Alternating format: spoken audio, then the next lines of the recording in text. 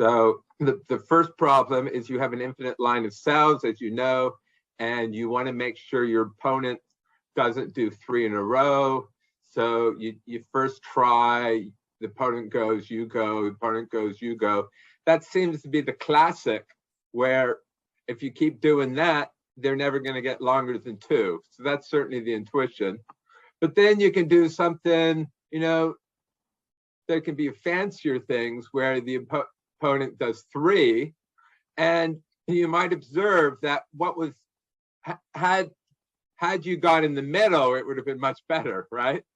So that motivates always putting your black on the left of a block, right? Not alternating left and right. So then if we ask what's the loop invariant, right? I said we're at the top of the loop. It's your opponent's turn, right? And the following things are true: that continuous blocks of white, every block of white has a black on the left. If they're of length 2 or more, they have a black on the white on the right, and there are no blocks of length 3 or more. I sent this email out. Maybe this is an easier set of loop invariants. It's clearly the same, but it says every single white has a black on the left. A lot of people ask me questions about single white, is that a block, right? So here it spells it out more. Every single white has a black on the left. Every continuous block of 2 has a left and the right, and there are no 3s, right? So what were the steps that you're supposed to follow? You're right, remember, you're at the top of the loop and you know the loop invariant's true and you're not exited, and you do some code, and that has to give you, are you guys seeing the bottom? I'm not seeing the bottom. Oh yeah, it's like blocked out by your taskbar. But yeah, that's irritating. Anybody know how to get rid of that? Anyway, all it says is loop invariant. You can close full screen and try to open it again. Full screen. No. Oh wow. All right. Well, if it's anything key down there, I'll tell you. Right now, it's just saying, you can see the top of it, loop invariant. But we should fix this because I often write things down there.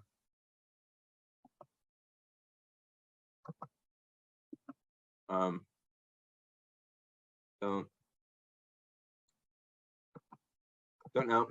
Anyway, so what do we get from the loop invariant? That's just the copy of the loop invariance. And then what do we want? We want the loop invariance true, right? And how do we do it? Well, the exit condition, in this case, it never stops, so it doesn't matter. And what do we need to do? Well, it seems kind of scary what your code is, but that's what we have to do. So I think I in an email to you, I spelled this out a little more carefully. What we're at the top of the loop. The loop invariant's true, right? Here's a loop invariant's true. It's the top of a loop. Then, and what I didn't tell you, though it came out later, is that if the loop invariant's not true, you could state that there's an error, right? And then, right, so here the loop invariant needs to be true. And then the opponent goes on cell I, right? We're denoting the cell that opponent goes as I. Then you get to go somewhere, and then you have to prove that the loop invariant is true, right? And there are a number of cases, right? Everybody get the setup here? Yeah, right. So is what you mean that we can say that a situation's impossible, right? Like yeah. You can state that there's an error, right? Yeah. You mean, okay. Yeah.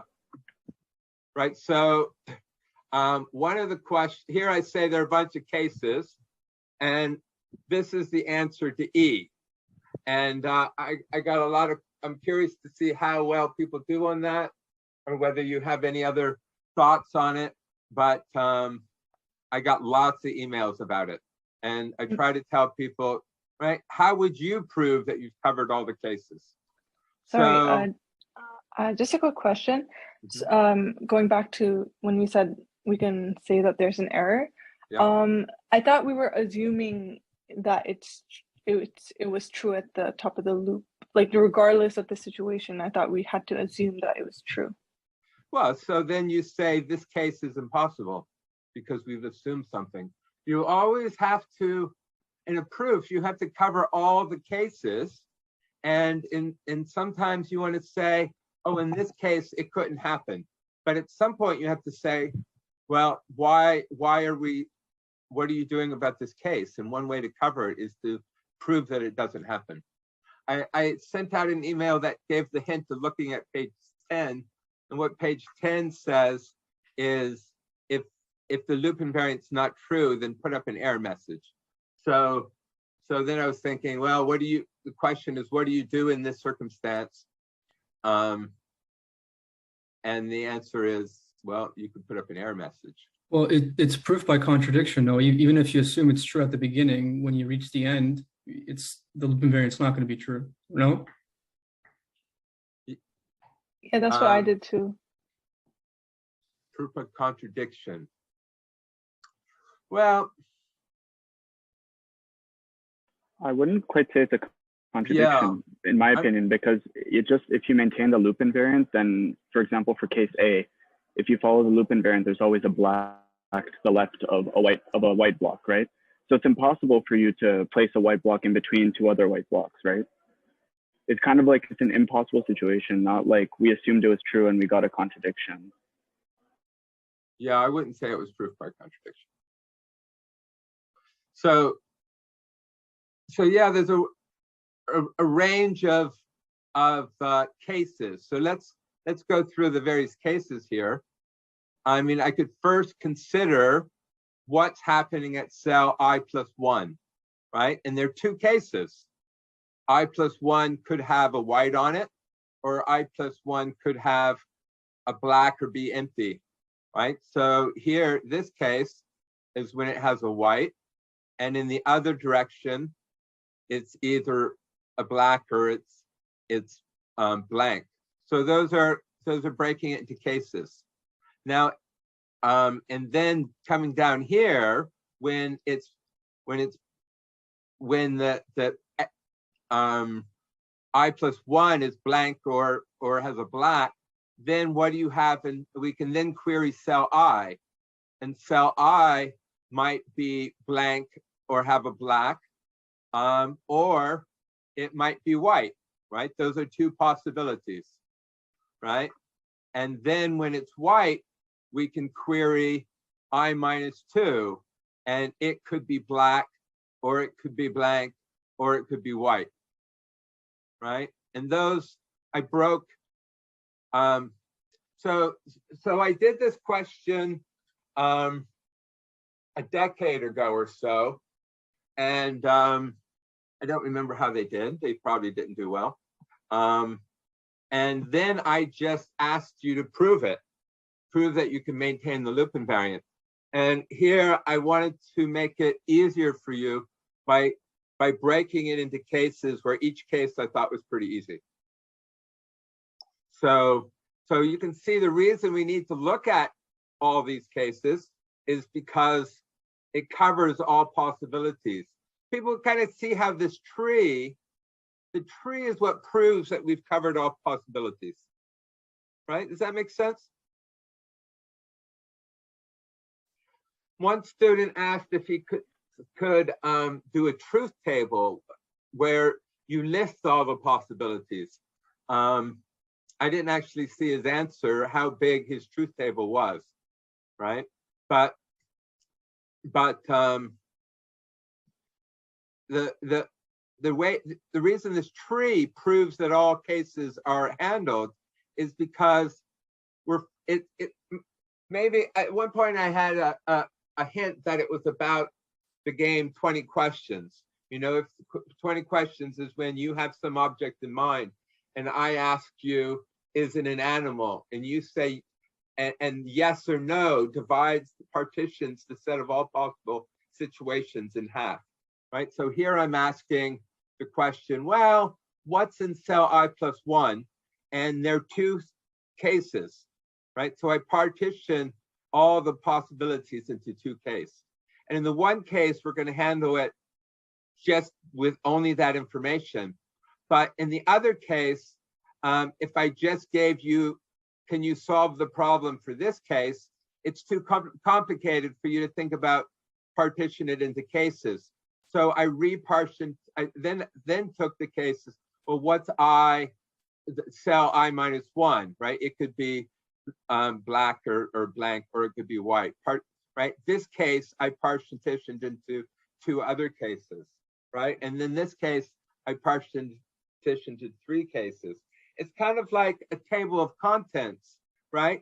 This could be a chapter, has two sections. And just because this section has two subsections, this section doesn't have two subsections. And this subsection has three subsections. Doesn't have to be a balanced tree, but it covers all possibilities. Everybody buying this? Yeah. What if we took a slightly different approach, and instead of following like what happens at cell I plus 1 and I minus 1, right, we kind of looked at a tree sequentially, like emulating the game, right? Where white makes a move, and then we examine like the possibilities that black could make if we follow the loop invariant.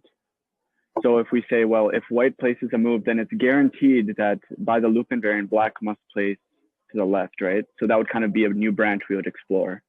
Right. Is that similar in what we're showing? You're doing the tree of people taking moves, and maybe a lot of people are doing that. Maybe I should warn people about that. But here we do know, we know where white's going, and we do kind of need to know what the board around looks like. I thought that, like, maybe I'm misunderstanding, but if we kind of black box it just around where white moved, right? Like, we don't really need to know what the board around it looks like, because we would know by the loop invariant, if that sort of makes sense. Like, we know that. Well, I mean, you might have a good answer. Maybe. Maybe I'm just overthinking. I have here A, B, C, D as the various cases. And at some point you have to prove, right? So I was thinking about how to ask the question. At some point you have to prove that there can't be a white there, right? And I didn't want it to be too easy. I didn't want to say, hey, prove that there can't be a white there. So I gave you the possibility, hey, what do you do when there's a white there? And then what do you do in this? I mean, let's keep going here. What in this case, right? We see this is an impossible case. There can't be a white here. So why can't there be a white here? Well, it's because this is a blank. And you know, before the move, we're at the top of the loop. It's the opponent's turn.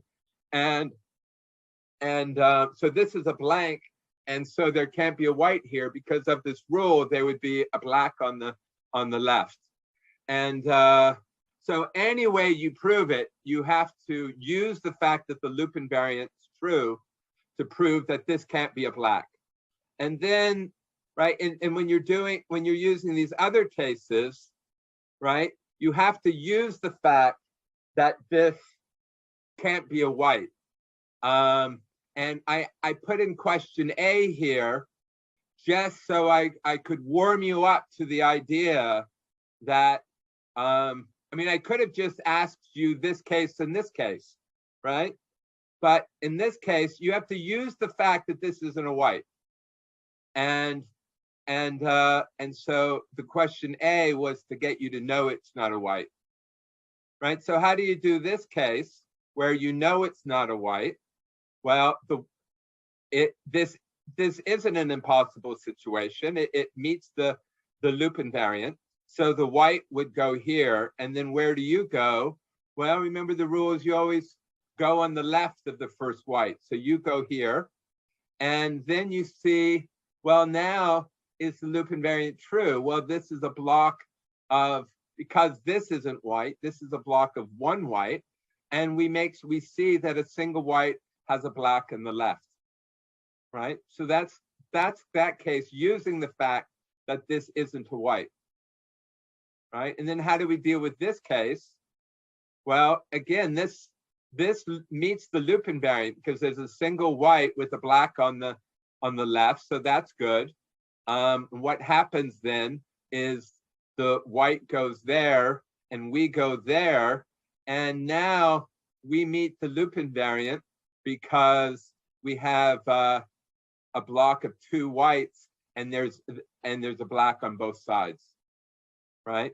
Just as a little extra point here, I'm saying if this cell here was a blank, then you go there. If it's a black already, then you don't need, you can do whatever you want to do, right? So I'm kind of curious about that case. Like if it's already black, would the right answer be to say go wherever you want, or would it be to kind of go I-2 and like kind of make a play against white, if that makes sense? Well, I think you could do whatever you wanted. What I wrote down in my solution was you have no immediate need to go now, so go off somewhere else and try to win. Do whatever makes you feel good.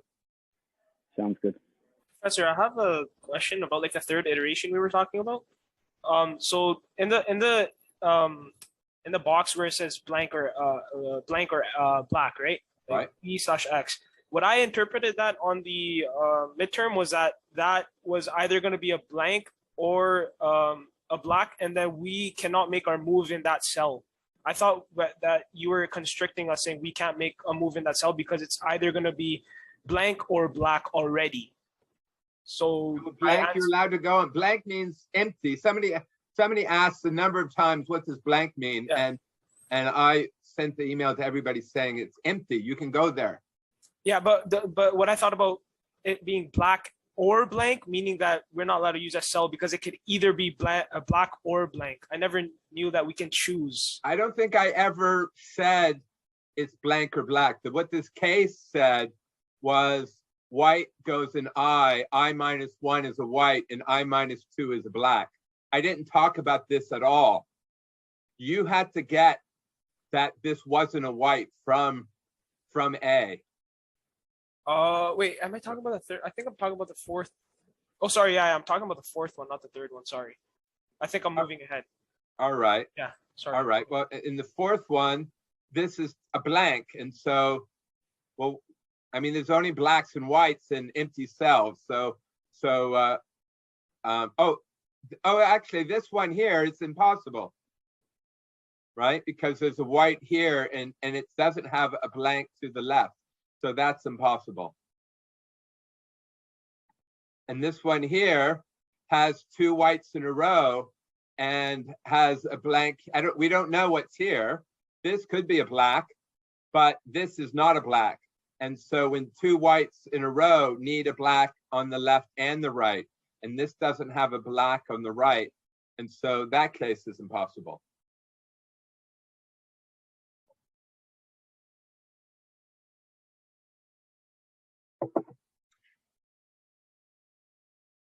Sorry. So my understanding is if we were given an option, like, sorry, I was talking about question 2, not 3 or 4. I was a little bit mixed up. Okay. I have the midterm in front of me now. So question 2 was saying. Well, let's wait. So let's get 1 done before we move to 2. Okay. Everybody good with 1? Right. Actually, I had a question about 1D. Sorry, if you don't mind. Yeah. 1D was the situation where we have a white block, and the new white block we place. So we have a white at I-1, and we're placing, and the other player placed a white at index I, right? And the question is, where does black move? When we say there's an empty cell on the left, at I-2, we would say that this is impossible because by 1B it should be a black cell. Yeah. And so this situation isn't really possible. But if we were to make a move, it would be on the right, right? Yeah. Yeah. Okay. But got it. Or actually, in this case, you're going to be doomed because to make the loop invariant true. Oh no, it's a single white. So if you're going to recover, you're going to go on the left because you got to get B to be true. I thought D was white and then a white new on the right. I think I I think, don't know my letters here. I didn't put the letters here. sorry, but there This was one one down where you here have a, Is white and then white. yeah, maybe that's what I'm thinking of. Yeah, I think that's the one I'm thinking of, actually. That makes sense. Right. Okay. Well, here, if there's not a black here, in order to get the loop invariant C true, you need a black on both sides. And so you got to get a black where this, well, it's going to be bad because he's going to have 3 in a row. One thing I found when people were emailing me, what they said was this last case is impossible because when white goes in cell I, it'll be 3 in a row. And that's not allowed. And that's not a good answer because our goal is to prove that the loop invariant is true afterwards. So you can't use the fact that the loop invariant is true afterwards. You have to use the fact that the loop invariant is not true before, right? See here, specifically before white goes his turn, this is impossible because white needs the black, already needs a black there by loop invariant C. Sorry to interrupt. I'm very confused. So are all of these turns sequential? Like one of them goes and then we do the next one after the first one, or is it like separate games? These are separate cases that happen at various points in time. Okay, I just wanted to make sure. Right? All we know is we're at the top of the loop. It's your opponent's turn, and this is true on the entire board. And then we ask the query, hey, white, where are you going to go? And before white goes, white tells us white's going to go in cell I. And then these are the possibilities of what the board looks like before white goes. The board's going to look like one of these. Right? Our tree here, did you understand how the tree said there are these possibilities? Right? And so it's not like you're playing all of them right now. It's one of these is the case.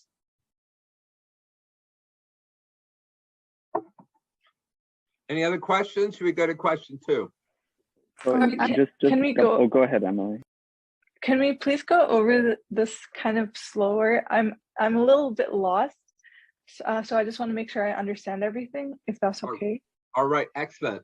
Well, how about this? I will start going slow, and if I say something you don't understand, holler. Yeah. Okay. Sure. All right. So where are we? Let's go back. We're assuming we're at the top of the loop and the loop invariant's true. That means it's our opponent's turn and we have these conditions, right? We think the loop invariant's true, but if suddenly the loop invariant's not true, we can say, dude, that's not possible. That's an error, right? And then, so what we know is before your opponent makes a turn, the loop invariant's true. And then the opponent goes into cell I, and we have to do 2 things. We have to say where we would go, and then we have to prove that after the opponent goes and after we go, then the loop invariant's true again. And there are a number of cases.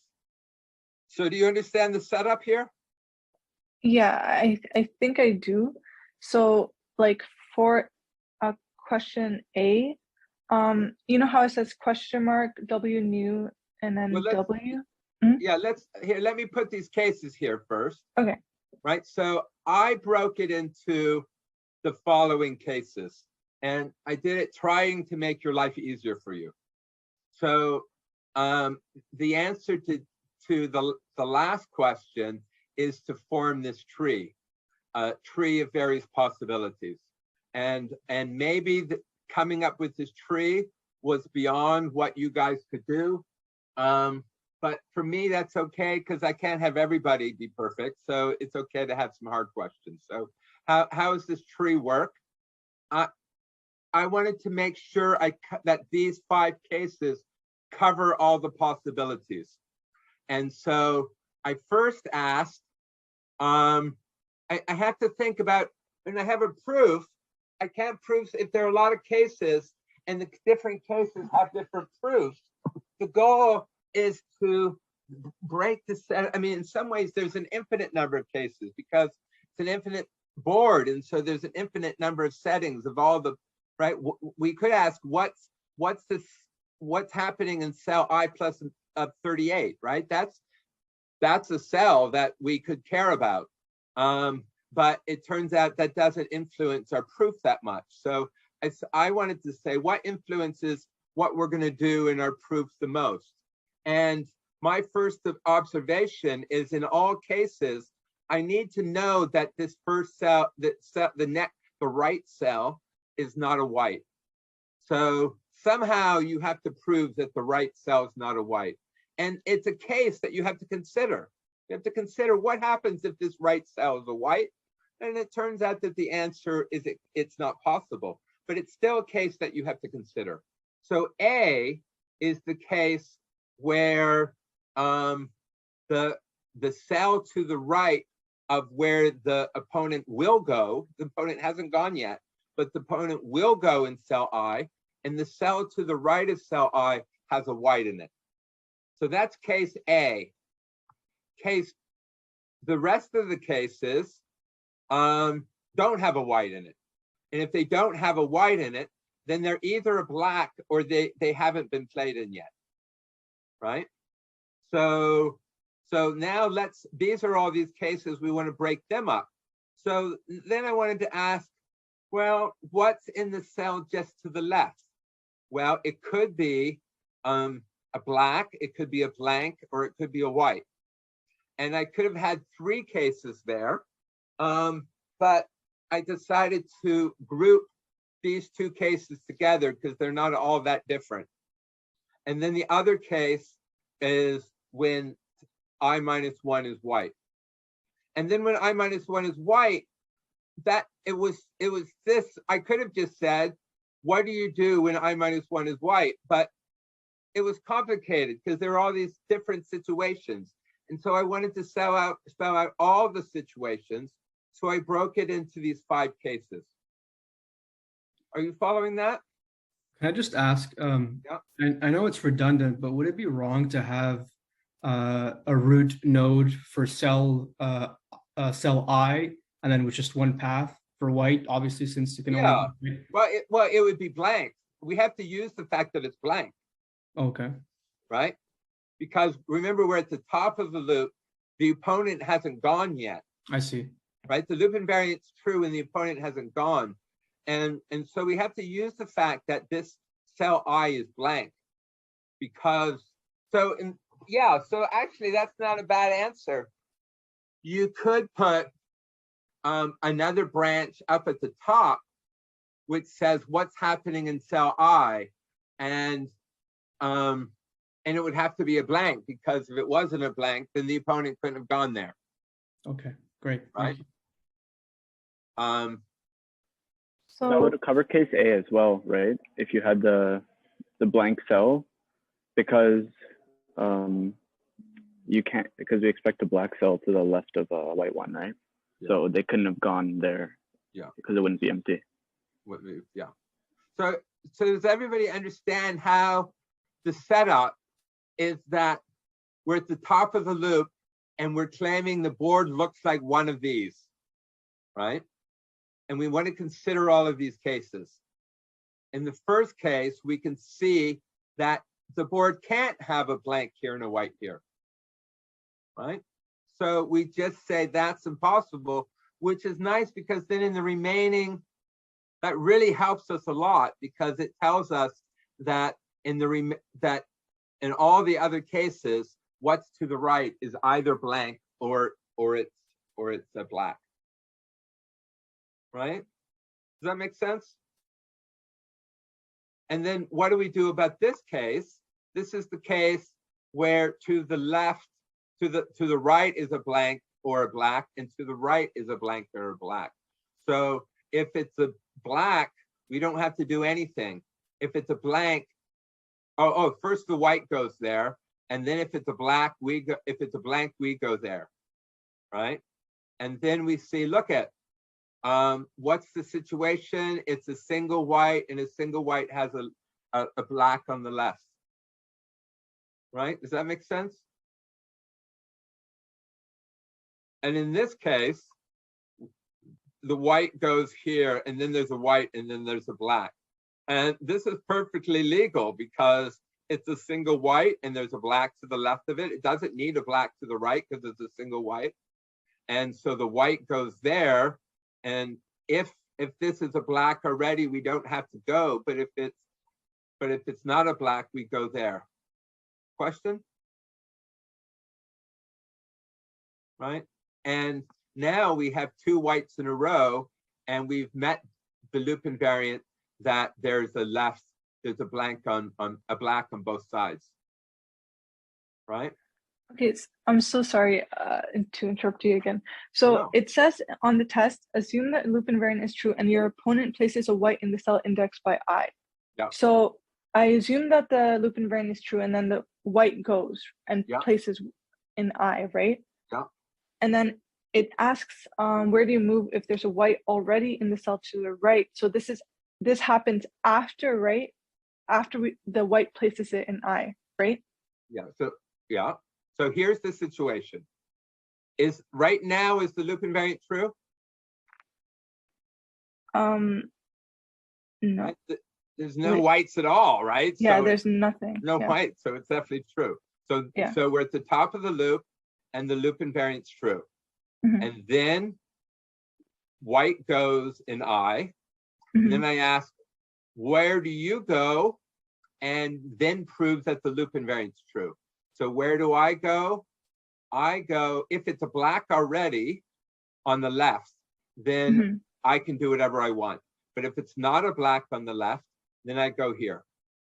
Now I have to prove, is the loop invariant true? And is it true? Yes. Yes, because of this statement up here, it's true. Yeah. And so that's the answer to question B. Professor, I just have a question. So every time the left side is a blank, we're supposed to place a black piece, right? To maintain the loop. The white goes and I go. White goes, black goes. Yeah, so every time there is like on our turn, every time there is a blank space next to the white on the left side of the white piece, we're supposed to place the black piece, right? Yeah. Okay. Yeah, with the game, I mean, that's just what our strategy is. The game is white goes, black goes, white goes, black goes. So for question A, you said it's impossible, right? Right. I was under the assumption, I guess, like, you know how it says question mark W nu W?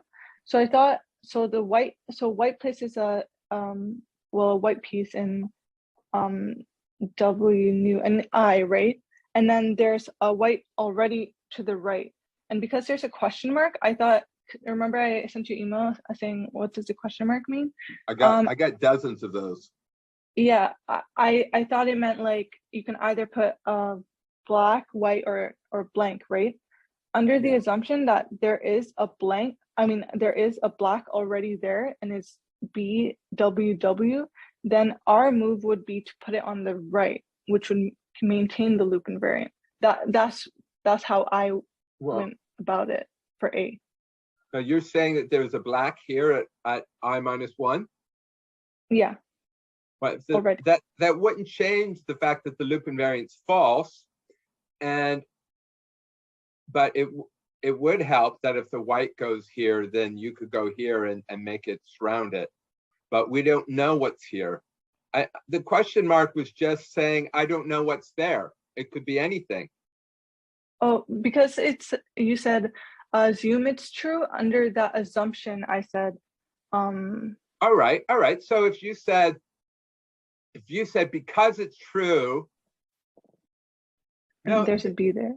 Well, that doesn't actually, even with the black there, the loop invariant's false. Well, hopefully you'll get part marks. I don't know what you've written, and let's But the truth is that black here still makes the loop invariant false. I mean, we don't reach the top of the loop again until we place a black piece, right? Yeah, but if we get here our black,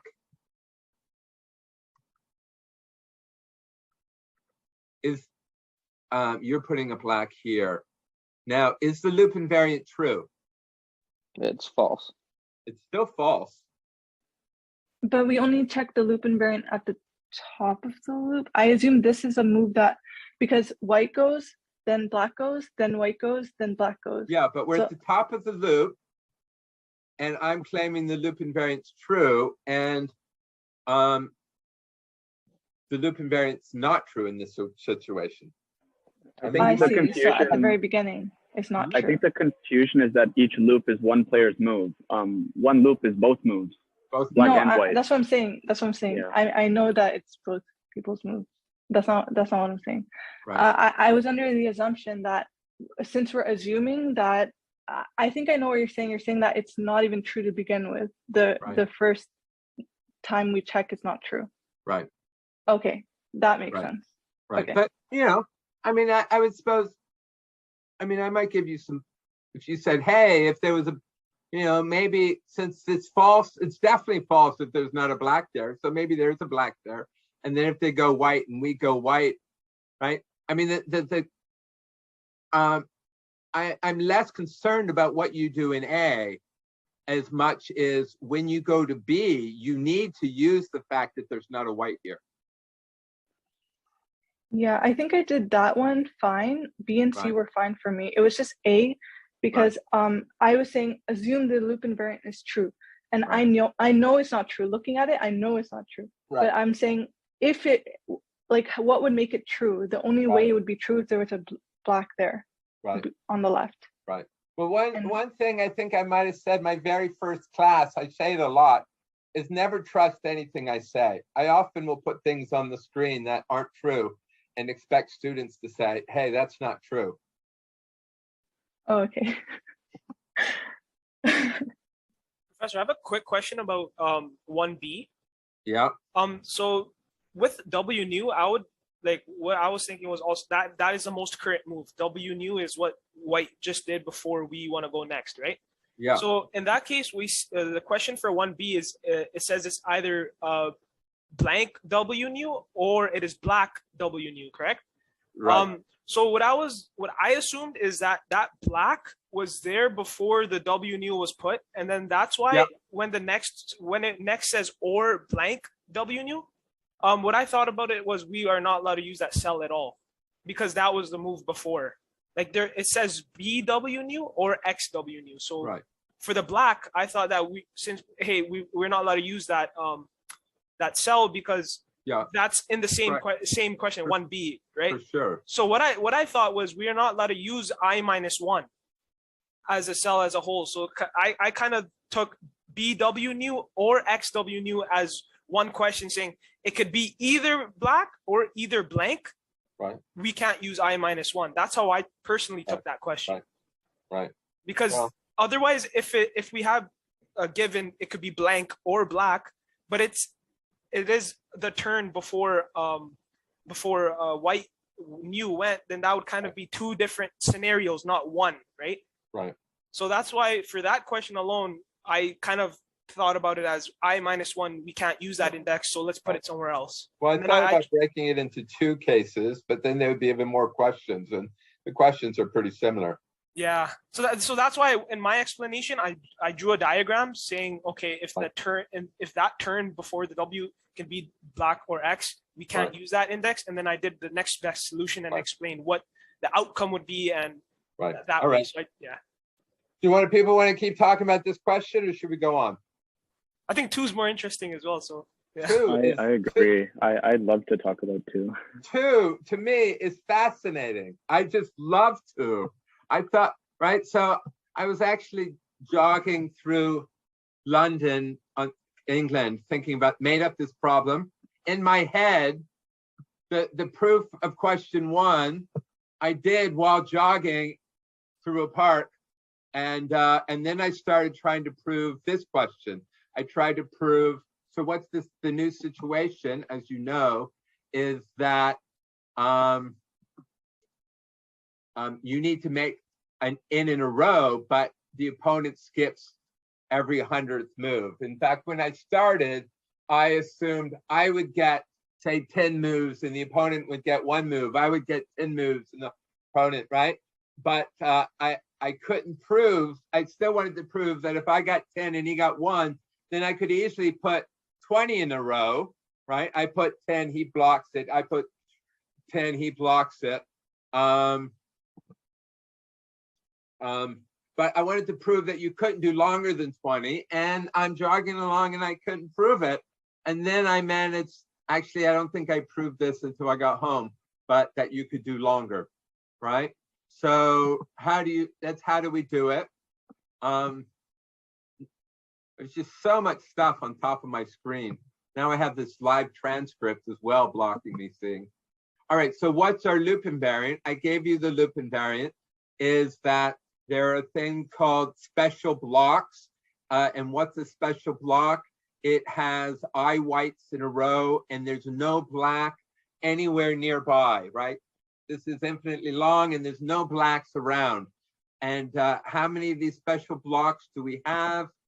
We have some f of I of them. And I must admit, in an earlier version, I told you what f of I was. And so I'm curious to see whether that caused you a lot of grief to make you come up with f of I on your own. And you might not be able to see it because there's so much garbage on my screen, but the number of whites is I, right? And I said there could be other places in this infinite tape that has blacks next to the whites, and we call that garbage. We completely ignore it, right? So everybody get the loop invariant, right? All right, so what do we want to do? Can I ask a question? Yeah. Sorry, so you know how you said that we have some blocks that are blocked on one end and we consider those garbage? Yeah. I think, so is the idea that we can only win by using one of the special blocks, right? We can't just add to a partially blocked block and then say we win. Yeah, right? Yeah. So even though we could do it, it's not consistent, right? Yeah, and let me tell you why I'm considering this garbage. All right, there's lower bounds proving you can't. We have to prove that we can do this no matter what the opponent moves, right? At some point, we have to say, where's the opponent going to go? And right, there can be so many cases about where the opponent can go. And if we had to consider all the, garbage could be so many cases, and then the black goes somewhere, so many cases. And I want to avoid having so many cases because that makes it just way too complicated, right? So yeah, one of the ways to narrow down the cases is to kind of, quote, force the opponent to force him to go where I want him to go, right? And how can I force him to go where he wants to go? Because he's allowed to go anywhere he wants. So the way I forced him is by doing him favors. I'm always allowed to do him favors. I can't make his life harder, but I can make his life easier. And so one way I make his life easier is I tell him this extra information that if my whites have a black anywhere near them, then I'm going to ignore them and never use them, right? Now that limits me. It limits me that now I can't use these whites, and it's a favor to him because I'm telling him something about my strategy. But the reason it's good for me is because now I know that the opponent knows that I'm never going to use these garbage stuff. And so if the opponent goes in the garbage, I'm going to say he's wasting his move, right? A smart opponent, knowing that I'm not going to use the garbage, is not going to go in the garbage. And so that narrows down me knowing where the opponent's going to go. Right? Does that make sense? So then, Yeah. So this is the intuition for keeping all the blocks the same size, right? Because no matter where they go, it doesn't change anything for us, right? Well, now that's a different question. Why did I make them the same size? Is because if I were the opponent, what I would do is I would put the black next to the longest block of whites, right? So I know he's going to, if I believe that what he's going to do is put a black next to any block that's longest. So how do I take that power away from him is by making all my blocks the same size. so then I know that block becomes garbage for us, but I suppose the opponent then wouldn't bother capping off both ends. He would stop as well. Yeah, so that's why I want to understand what he's going to do. And if I tell him it's garbage, then he probably won't go there. Right? Yeah. That's why you're saying that he's always gonna cap your longest block. Right. So, well, at least you can, everybody should be able to agree that if I tell the opponent that this is garbage, then the opponent's not going to go there. Right? And so, yeah, because if you don't, then it's not deterministic. You can't figure out an answer if you just assume that they won't play optimally. Yeah, right? I mean, I guess I do have to cover the case that he does go there, right? I had to prove that it would be dumb for him to go there. And the way I prove that it would be dumb to go there is I'm ignoring it. I'm just not using the fact that there are whites over there, right? If he goes over there, it just doesn't affect my world at all. Special blocks to work with in the end, right? If he does cap both sides. If he caps all of this is where we're going to win, right? If he busy spends his time over here, sorry, buddy, you're losing. Because you could say that the worst case is actually like the opponent just capping one side of every special block you have. That's the worst case. That's the worst case. Yeah. Right. All right, so everybody get this set up, this loop invariant? Right, so now we have to maintain the loop invariant. So what do? We say we have these things, and that gives us down here is we get the loop invariant again. You probably can't see it because it's covered up with my power bar. And then what do we know from the loop invariant? We know this. What do we want to prove? Anybody know how to get rid of this thing down here? You should have a hide. If you go to settings and then you go to taskbar settings, you can click hide your taskbar. Oh dear. All right.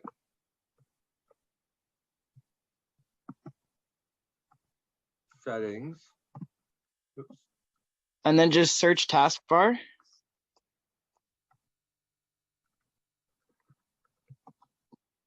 Taskbar settings. Settings. And then hit automatically hide the taskbar in desktop mode. Oh, good. The second one there. Oh. All right. And now it should go away. You might need to unlock click the taskbar, the top one. All right, now I have to find my page again. All right, go away. You can just exit the window, like the settings window. Oh yeah, that's there because I had your faces on top of that. Oh, it didn't work. But anyway, so down here, what do we want? Do we want to get? Here's the loop invariant for I, and here's the loop invariant for I plus 1, right? So what changes, right? What's our exit condition? Well, we'll exit when I equals n, so we're less than I is less than n. I just add in here a little note that when we get to n, we want one block. What's our code? Well, clearly in our code, we need to make the blocks longer, right? Because here we have blocks of size I. Here we need blocks of size I plus 1. So that's what we're focused on, is making our blocks longer. Did we need the imagery, or was an explanation enough, like that this is happening? I must admit, in my write-up, I don't do this so much. I don't explicitly talk about it, maybe enough. And what I always said in class was you should do this, and that if all you do is kind of do this, then you can get some marks for it. But I would say, if Chester's listening, if you explain this, right, if you go from that, this slide isn't needed. I threw this slide in this morning actually as an afterthought to show you that we're just doing what I told you to do, right? The way I told you to think about it was from the loop invariant, what do I know? What do we need to prove? We need to prove the loop invariant one step more. So what code do we need to get from here to here? Well, the code I need to get from here to here is I have to make the blocks longer. Do we need to add that we will have less of the blocks? Oh, that's coming. That's the next page. Okay. All right. So the next page, this was only, why did I have this page? To show, to do the big layout, loop invariant plus not exit code gives me loop invariant thinking, and how you use that thinking to say, I have to go from this picture to this picture. So what's the change? The change is to add one to make the blocks longer, right? So now we know we need to make our blocks longer. So this is our picture. And what do we do? What's our step? Is we make our blocks longer by going there, right? And then we have to let the opponent go. And I'm claiming the opponent's going to go there. Now, that's a pretty bold statement, right?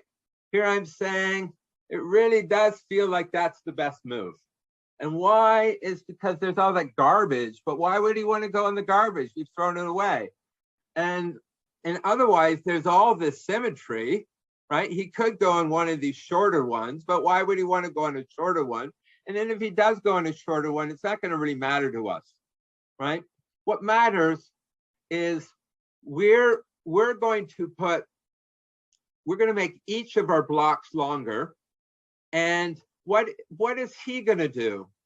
Well, if he's smart, he's going to destroy as many of our blocks as possible, right? There happens to be 10 blocks here. So he doesn't get a move, this 10th move, right? So what do we learn? We learn that that this block survives. And how many of them survive?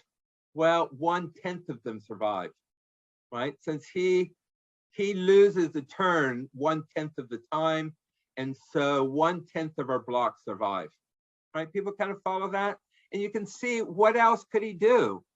Well, the worst he can do is kill 9/10 of our blocks, right?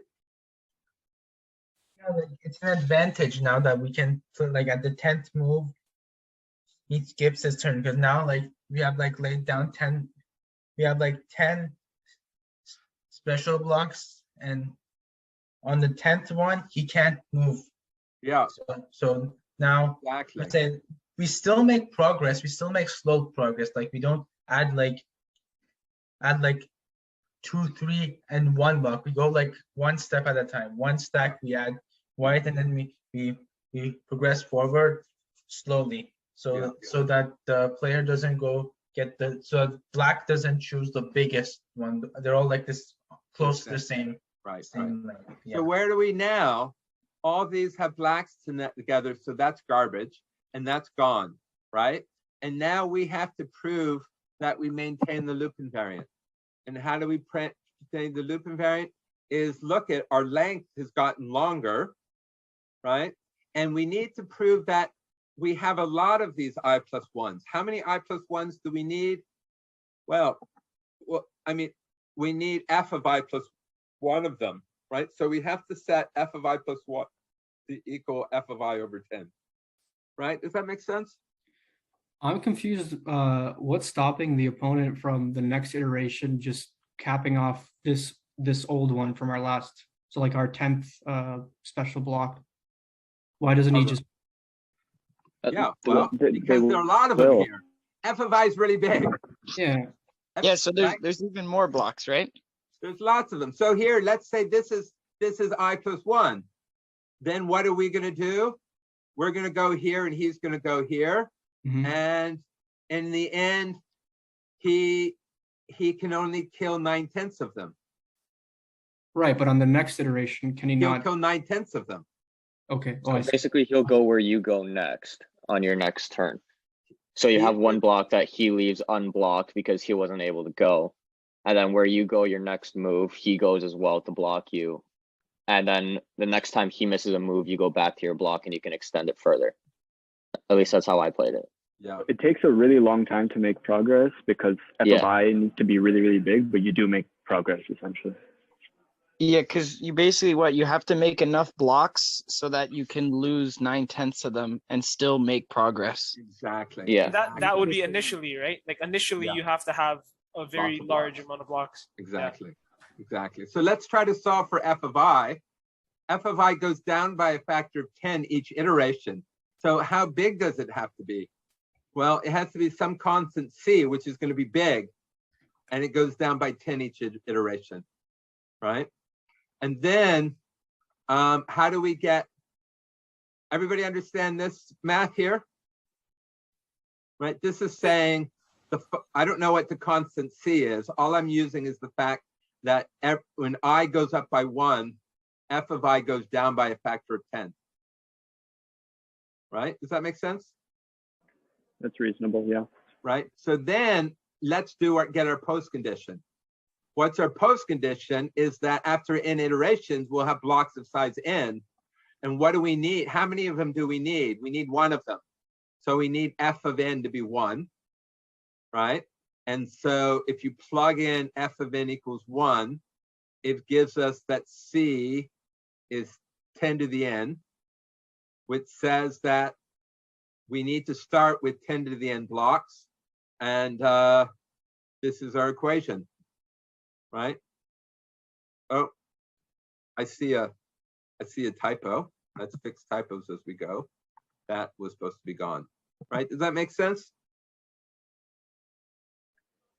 Yeah, that looks good to me. Are people following this? Professor, I just had a quick question about like maintaining the loop invariant. Like, I know like when we were seeing examples in class, like in some examples we saw the exit condition in different parts of the code, right? Right. So in this case, like our exit condition, it doesn't have to be specifically what you showed us because like in some like maybe our exit condition is in a different part of the code where we put it and we showed it, right? Yeah, I'm just saying when we exit. Yeah, I'm not really. Yeah. Like for maintaining the loop invariant, right? Like how you said you don't care about zeros sometimes, like 0 or 1. Like it depends where your exit condition is on the loop in the loop. All right, now I can't get to the bottom of this anymore. This computer is bugging me. This didn't happen quite so much. This is a new computer. All right, so we go up. All right, people get the post condition here and get F. So now how do we start, right?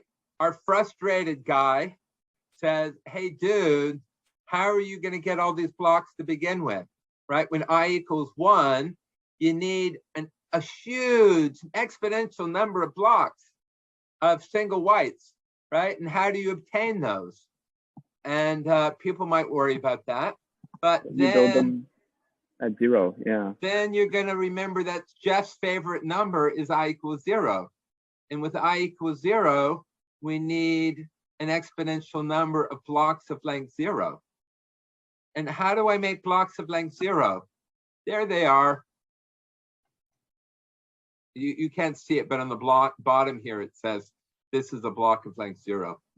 So we would say that like vacuously at f of 0, we have infinitely many blocks of size 0. Is that a fair statement to say? That's a fair statement. We have, okay. And in my write-up, I say, well, what do you do here? You kind of choose where they're going to be, and they need to be spaced far enough apart so that they don't interact with each other, right? But we have an infinite tape, so you can put them far apart. So could we also visualize it instead of just thinking widthwise, right? Can we just, instead of think of them as piles? So black blocks like under a pile. That way we don't, because they're infinitely far apart, we don't have to worry about them ever touching. So we could think of them instead as like stacks, right? Yeah. I mean, that's kind of what I do in the picture here. Yeah, so, yeah. So that's done. Just for fun, in case people were, remember I said, start with I equals 0, but if it's making you nervous, then do the first iteration yourself, right? Think about it. I'm not going to write this up, but I'm going to think about, does it work? Well, here I have lots of 0 blocks. Here's all these 0 blocks. And what am I going to do? I'm going to make my 0 block one bigger, and the black guy is going to kill that 0, kill the block of length 1, right? And then we keep going like this. And of course, how long do we do this? Well, he can only kill 9/10 of mine. So I do it long enough that I get enough blocks of length 1 that I need, right? If I do this 2 to the n times, then I'm going to, how many blocks of length 1 will I have? I'll have 2 to the n divided by 10, right? And we'll be ready to go. Does that make sense?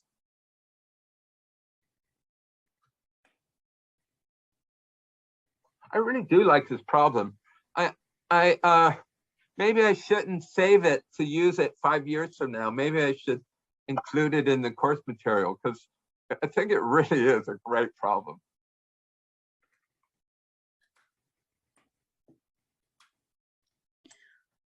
I have a quick question regarding on the numbers. Yeah. Fi. So we can say from the previous picture that only one survive. So can we say Fi minus Fi plus 1 equals 9, and then can we do it this way? No, that's not true. Equals 9. It's not. So I think when I have it written up, I say we have f of I of them. 9/10 of f of I get killed, and so the number that survived is 1/10. I would say f of I minus 9/10 f of I equals 1/10 f of I. Because as soon as you said equals 9, then it doesn't scale up, right? In my picture, I have, where's my picture? And in this picture, only 1 is surviving, but that's only because I only fit 10 on my screen, right? If we multiplied this C times, then C would survive.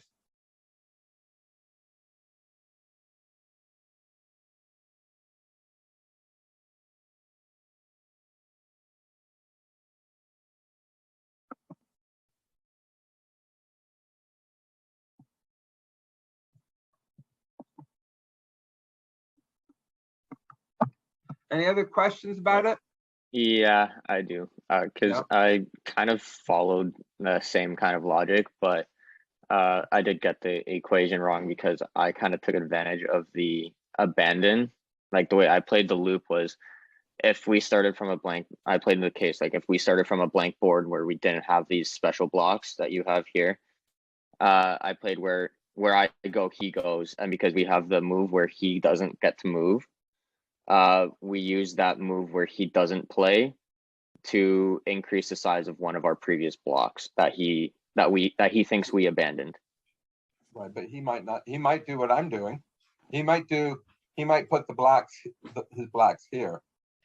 Yeah, like that's what I mean. Like I played like if we go, like if in the first row we placed a white, he placed a black and blocked us, and we abandoned that, and then we created a new one, and so on until the 10th iteration, where we get a move where he can't block.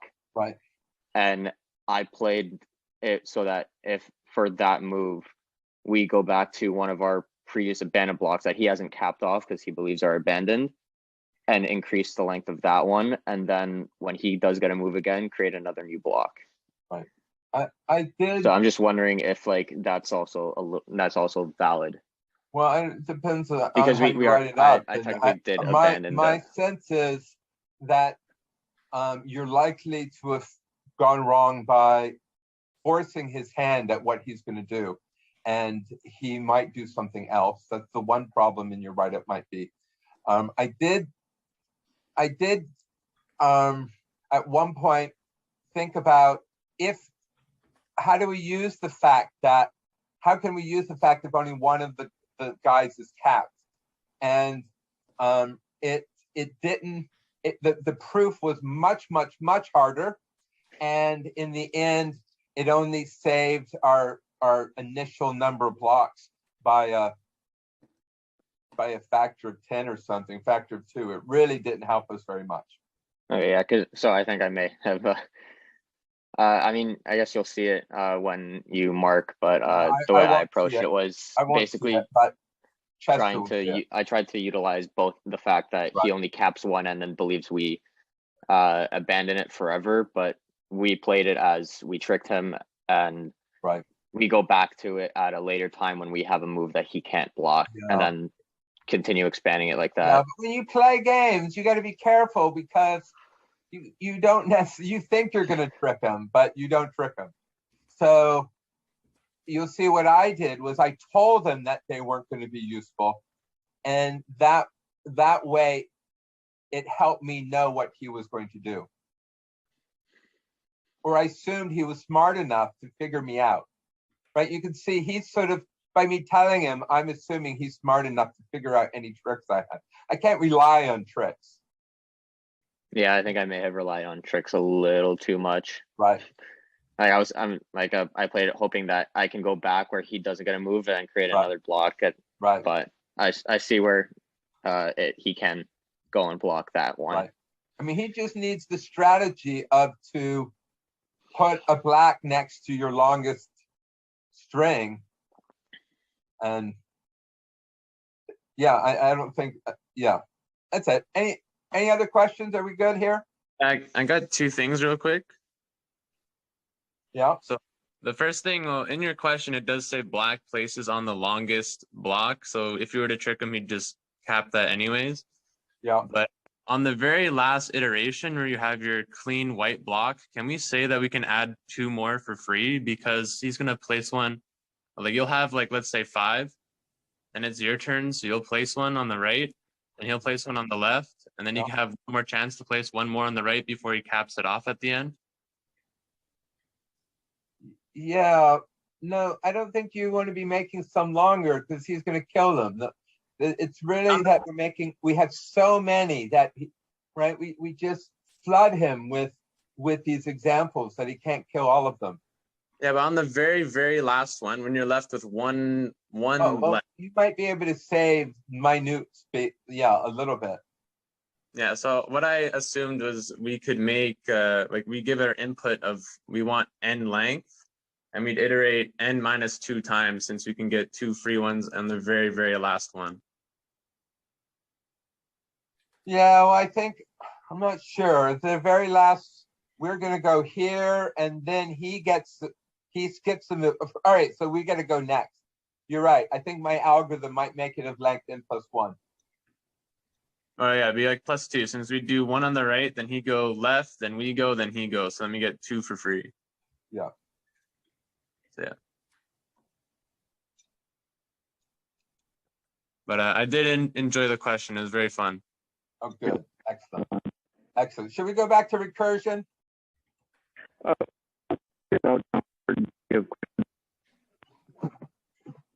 Whoever was speaking there, I couldn't hear you. Talk about part B of the question too. What I was saying, how total. Oh, the total. Let me bring that up here anyway. It's a different. Weird. What am I doing here? Can you hear us? Just like, I guess you could text your question, because like you're very like staticky. Yeah, sorry, I'll text it. Can someone read it out for Oh, me? you're good now. At that point, you were good. Okay, so for 2D, I was under the impression that it's a different function, right? 2D, different function, it's F. What's Yeah, I the- mean, but it's different than the function you were describing in the loop invariant. The function, the loop invariant, was describing the number of special blocks we place, right? But the function you describe in D is saying the total number of white blocks we place, period. Yeah. So wouldn't that be like a different function? Let's call it G, where G of I is 10 times F of I, or 10 times the sum from I to N of F of I. Because it's not only counting all the special blocks we make, but how many moves we need to make to create one such special block. I'm afraid I don't have my solution set here. Let's see if I can find it. But I mean, even if we look at the question, right, it seems like it's describing something different than the function in the loop invariant, right? I'm not sure what you mean, but let me see if I can find this. Yeah. Question. Let's go. Okay. Let's go here. Oops. Close. Let's go here. Here. Here. Then see if this will let us open it. Oh, that's not very readable. Let's take this, see if we can move it down here. Let's see if we can find it now. I meant the problem is I have so many computers, and the things get on the wrong computers, and I have your faces here getting in the way. You can do like date modified and then just click on today and you'll be able to get it there faster. Date modified. Like, so smart. So smart. There we go. And is it on the bottom? Or maybe we do it you date can modified click twice. on the drop down and then just click on today and you'll only see for today. Drop down. You know Where's the that? arrow? Like on date modified column, if you go. Yeah, here. Oh, drop down. Yeah. And then just go today. Look at that. Look at that. Oh, no, that's not it. Oh, and it didn't come. That's the problem. Oh. Let's see. Let's see. Let's try again. Let's bring this guy up and take this PDF, bring it down here. There it is. Excellent. All right. So I'm thinking about not posting this solution. So you can just read it right here. Here we have solution to 1. Here we have some more solution. So can I see 2D, please? Yeah, I'm just trying to give everybody all of it in case they want to read it. They can read it by stopping the video. All right, 2D. So here I solved for F. And then down here, I'm asking what's the total. So the number I put down in move I is F of I. So it's the sum of F of 0. And so you have to sum these up. Yeah, but I think there's more to it. Like, I agree on the sum, right? You're summing all the special blocks we make, right? Right. But the question's asking the total number of white blocks we place, period. Right. So to make a special block, we need to place 10 white blocks that are then blocked, right? That are then invalidated. So wouldn't the answer be 10 times the sum from I equals 0 to n of 10 to the I minus 1? Well, F0 is how many we do at the beginning, right? And you see this move here, the number I did was F of I. And if you go down to the example where I was working from an empty thing, right? I started with the empty board, and how many do I put down? I put F of 0 of them, which is 2 to the n, right? So I'm starting the sum here when I is 0 is 2 to the n. But then to make a new special block at any iteration, right? We need to make 10 moves. I never make new ones. Blocks. You're just adding to them. Yeah, you're right. Right. Okay. I start with 10 to the n blocks of size 0. And then I put a 1 on all of those. Yeah, that makes sense. So There's one thing I noticed with that sum. Like we wouldn't even need to do minus I, right? Like n minus I, we could just do I and then have I go through from 1 to n, like 10 to the 1, 10 to the 2. Yeah.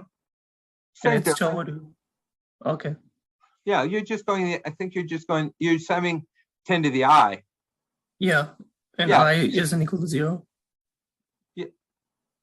Yeah, I mean, you could even include that if you want. I mean, anyway, more or less, it's the same. It's the sum, which is dominated by my first 10 to the 2 and 10 to the n that I do. I thought we were going to spend a couple of minutes on this, then go to the recursion. Any more questions about this guy? For future tests, is it possible, like I understand, I don't know, I found this very hard personally. I don't know about everyone else, but it took me like way more than 1.5 hours to do this test. So maybe just maybe some feedback. Could you make it a little easier for us next time? Yeah. Well,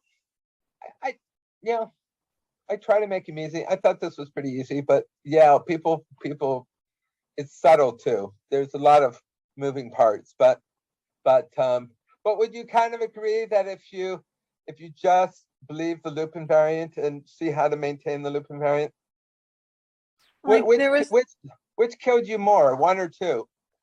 Personally, 1, because I think there was, like I mentioned earlier, there's a lot of understanding how the game actually works involved in the question. And I thought, like, when we're assuming something is true, we're basically asking the fairy godmother, hey, is this true? And she's like, yeah, this is true. B is on the left, you know? Like that was my intuition. So I think because of that logic, I definitely messed up on more questions than I initially anticipated. For sure. I think I have to agree with that too. I really, like, 2 took a really long time to understand, but once I did, I thought it was pretty great question. Right.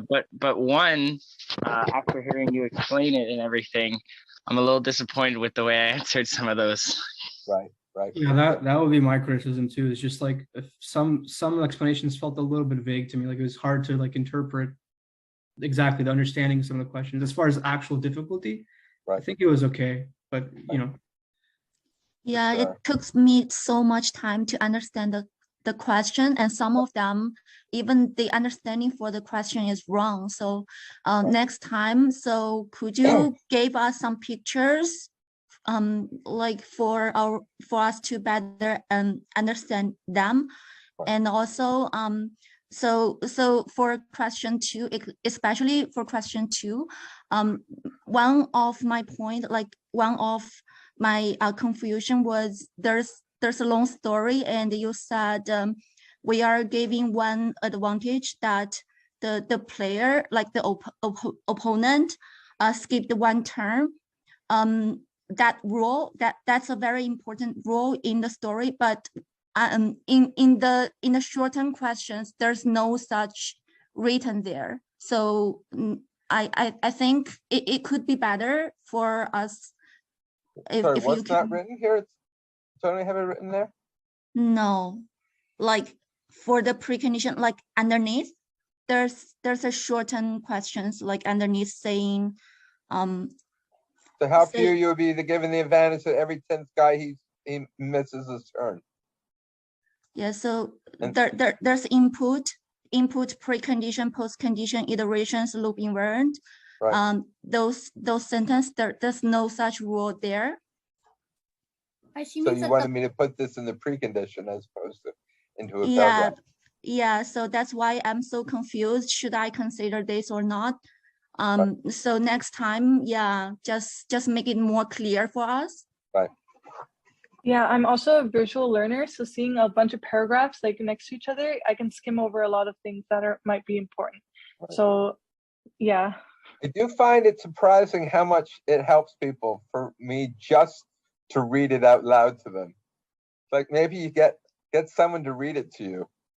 Yeah, I can't read everything. Sometimes I miss so much information, but when someone's reading it, then I'm able to understand it. Right. And one last thing, could you please bring back art therapy? The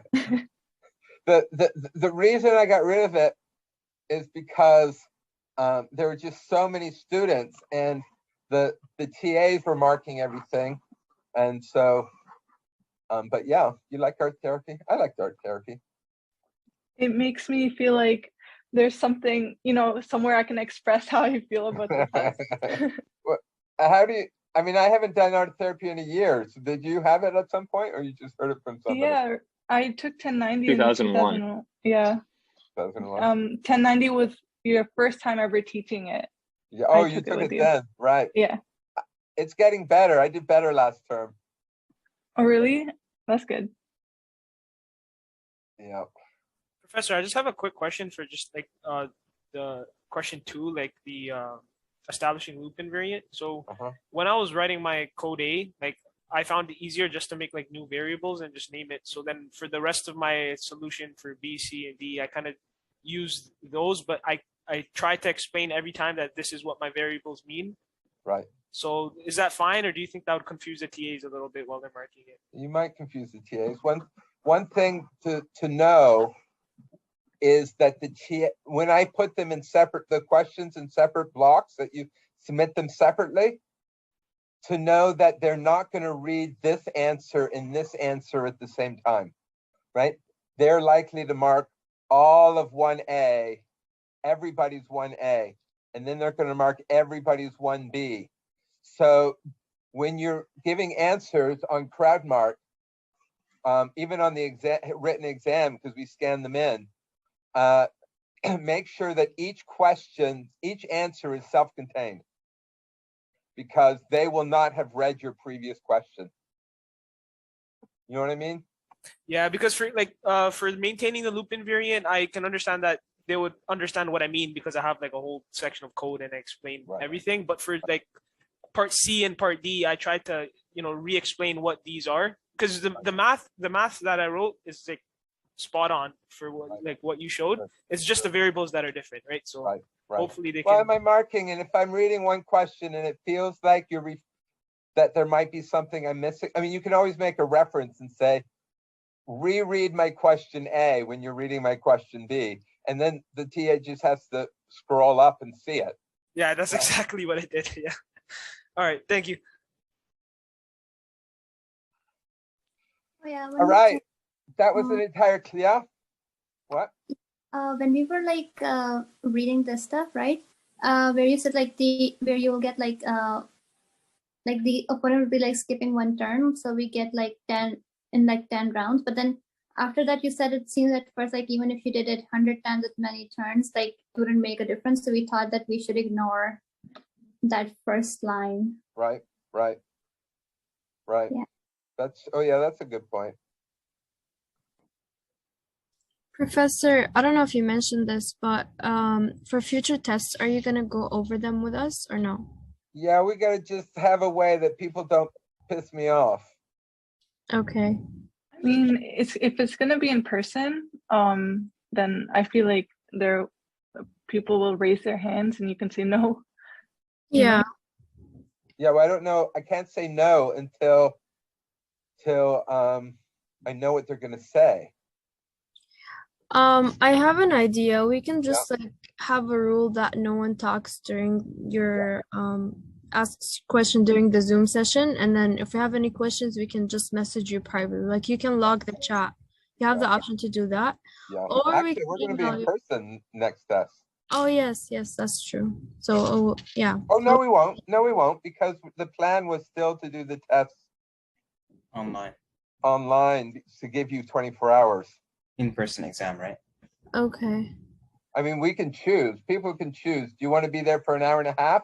No. In person, or do you want 24 hours? No, definitely not. For these questions, like we take more than 15 hours, to be honest. Like It took me 3 hours for the first question to even like rereading it, understanding what's going on in the question, and like 30 minutes to solve it. But 3 hours is a long time to understand the question, you know. So maybe we could have those as like office hours. Like maybe, Professor, are you planning on being there on Fridays? Like, say if we have a test on the Friday, are you going to be there for the tutorial?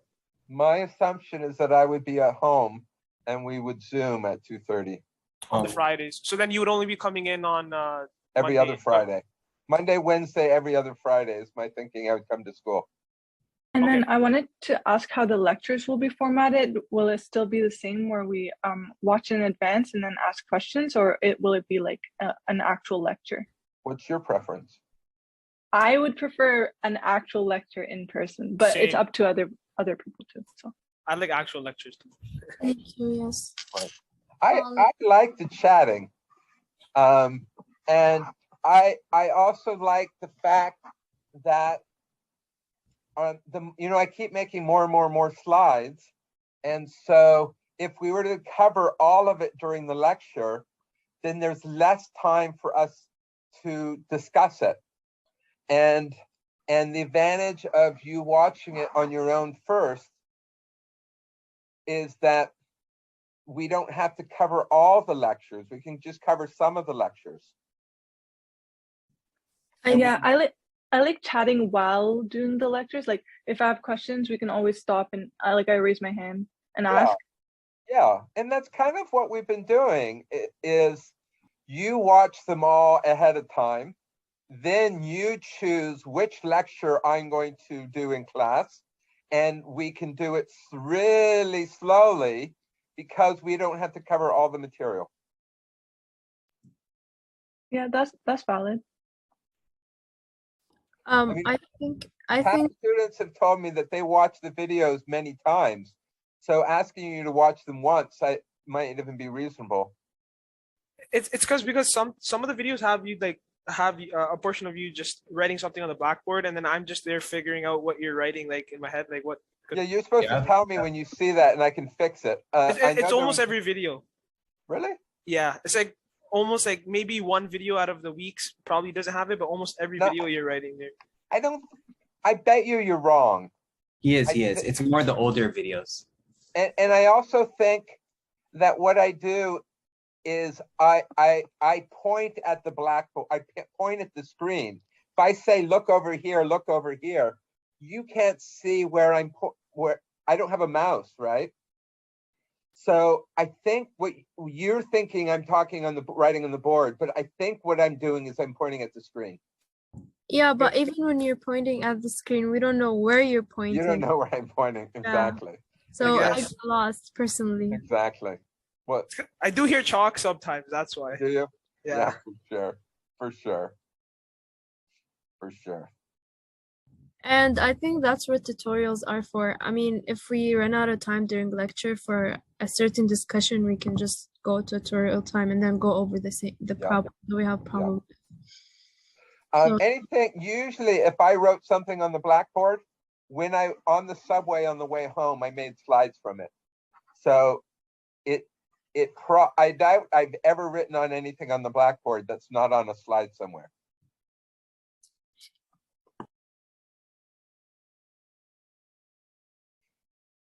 All right, so I guess we're gonna have, even our time is moving, right? We have a class, we have a Wednesday, Friday, Monday, Wednesday test.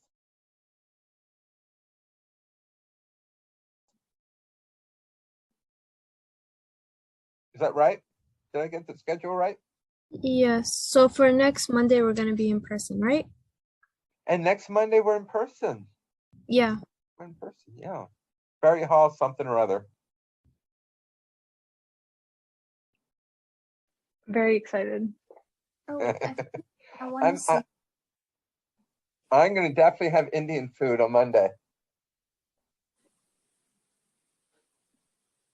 Honestly, you could just force mute and then no one can talk. And if someone asks a question as like a direct message to you and you think it's fine to say it out loud, then they could just say it out loud. Exactly. And then then you won't have to turn off the Zoom like last time, right? Yeah. I don't know if everyone else prefers this. could we, because I think we talked about this before, but it depends on how people are comfortable too. Could we do the tutorials in person, but you record it also? I don't know. Well, you mean during the test? Yeah, like, well, yeah, because the test starts like I guess a little earlier, but I don't know. I feel like I learn better when someone's like in front of me explaining something. Right. Yeah, I mean the danger is if some people come in person, then it would be so tempting to write on the blackboard, and then everybody else is going to be in trouble. Oh, I see. Yeah. Okay, never mind. We would have to force to make sure that we're doing it on a computer. Anyway, we can we'll try another test and see what, I mean, I don't know, flexible. Yeah, I just want to say something like for the in-person class, like today I had one in-person class. I actually didn't want to go, but then there was no other choice, so I ended up going. And there was like everyone was sitting like side by side. There was like no physical distancing at all.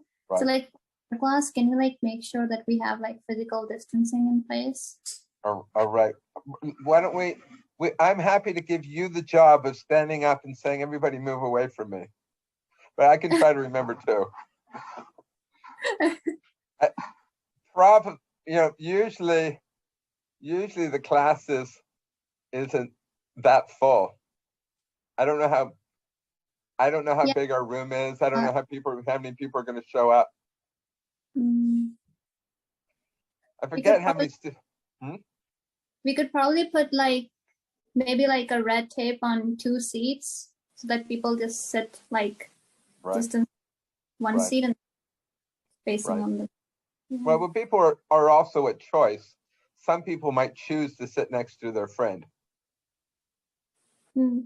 What you should do is you arrive early and you sit in a chair and you put a "do not sit here" sign on the chairs next to you.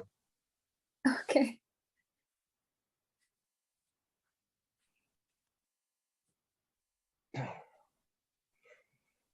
Any thoughts about anything? For the in-person stuff, a while back you said you might consider like recording them and then like posting them like online in case like we can't make it. Is that still something you're gonna consider doing? I've always recorded my lectures. Not for the last decade, I've recorded my lectures. All right, perfect. Yes. Oh, so let me tell you what record means then. They have a system where it records. I mean, you've seen them. You don't see my pretty face. You see the slide and you hear me talk, and you don't know where I point. Right. In the future, maybe I should try not pointing, and I like doing this and pointing at the blackboard, right? And you don't get to see me do that. But I could use the mouse and then people will know where I'm pointing.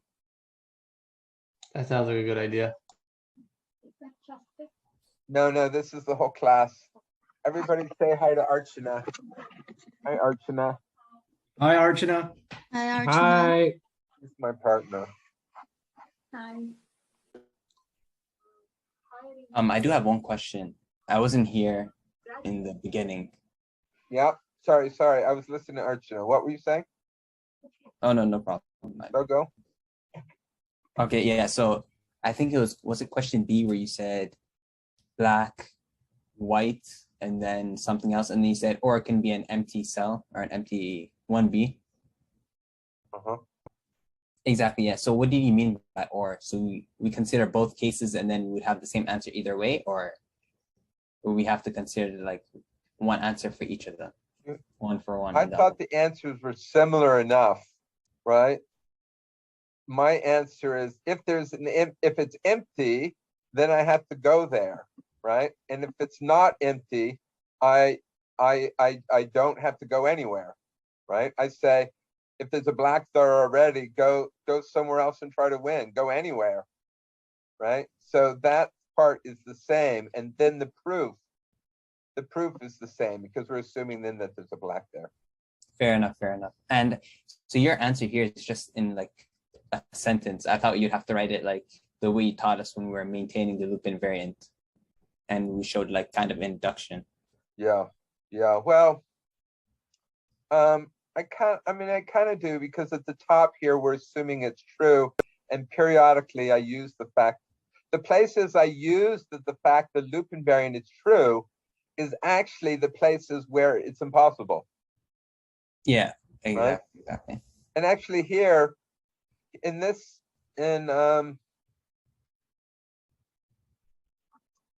oops, where did it go?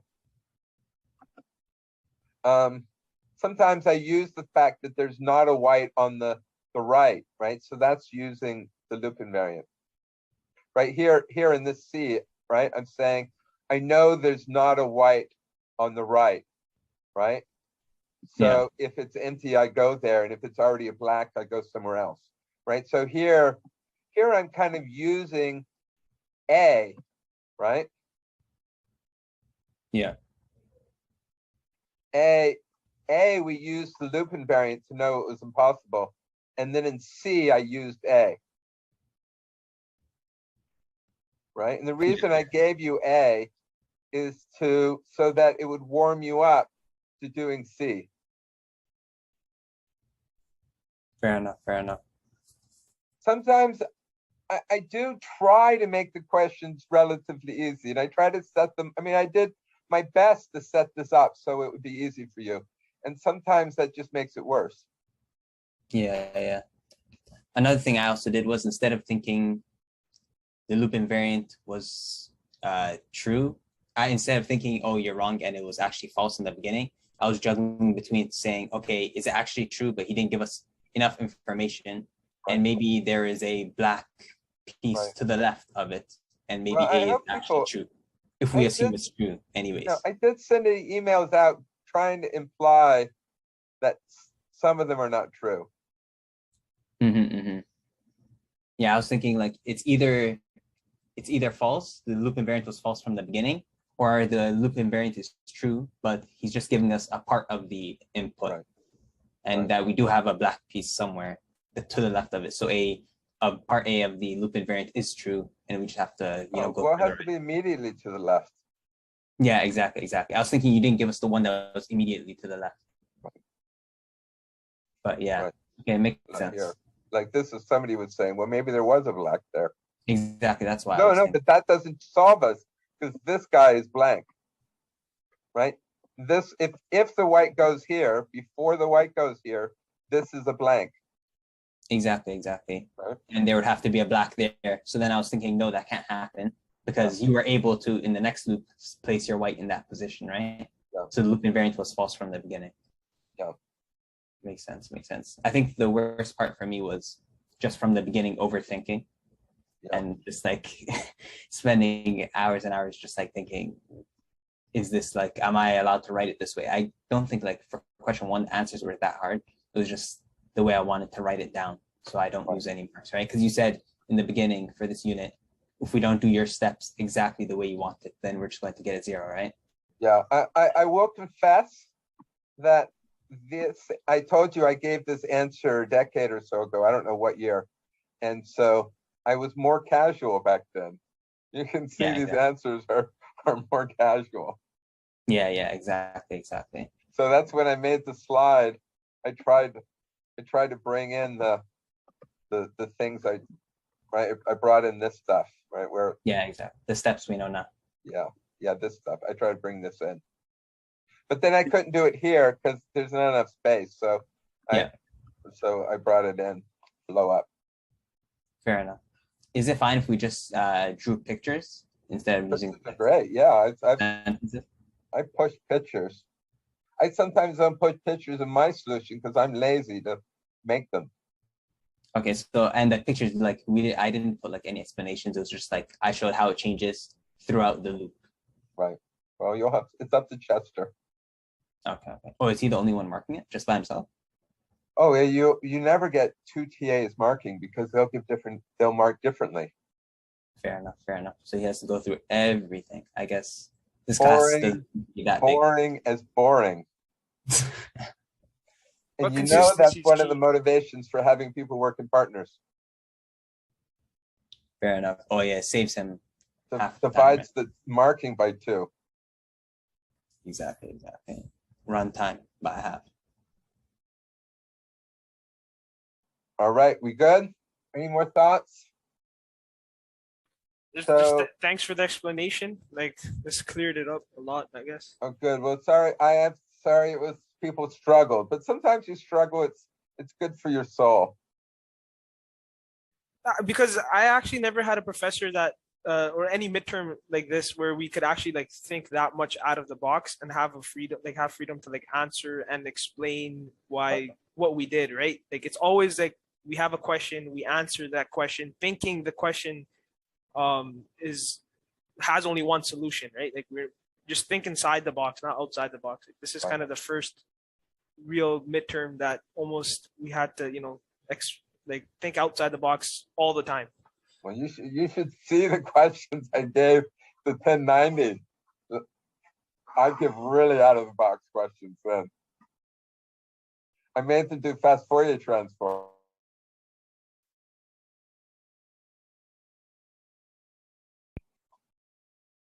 Alrighty, then I'll see you on Wednesday.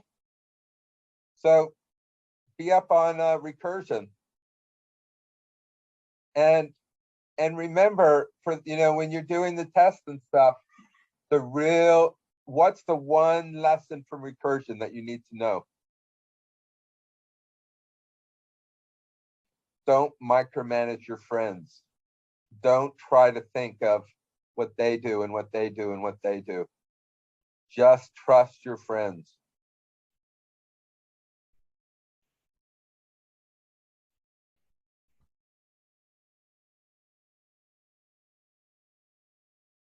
All right. I will see you. I'll see you guys later. Take Bye, care. everybody. Bye, everyone. Have a good one. Bye. Bye.